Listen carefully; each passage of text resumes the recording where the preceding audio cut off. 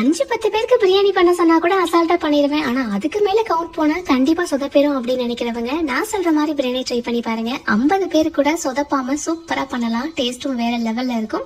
அதுக்கு நல்லா அடிக்கனமான பாத்திரத்துல எண்ணெய் நெய் சேர்த்து அது நல்லா காஞ்சதும் பிரியாணி மசாலா, பெரிய வெங்காயம், பச்சை மிளகாய் சேர்த்து நல்லா வதக்கி விட்டுக்கோங்க. வெங்காயம் நல்லா ப்ரௌனிஷா வரணும், அப்பதான் பிரியாணியோட டேஸ்ட் நல்லா இருக்கும்.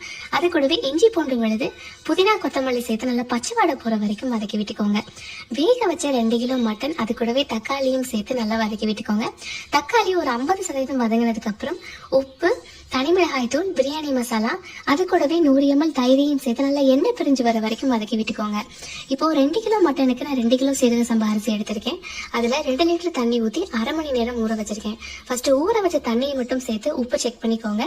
இந்த ஸ்டேஜ்ல உப்பு ஒரு நூல் அதிகமா இருக்கணும், அப்பதான் பிரியாணி போடும்போது கரெக்டா இருக்கும். தண்ணி நல்லா தளபுடன் கொதிச்சு வந்ததுக்கு அப்புறம் அரிசி போடுங்க. அப்பதான் அரிசி ஒன்னோட ஒண்ணு ஒட்டாது, நல்லா உதிரியா கிடைக்கும்.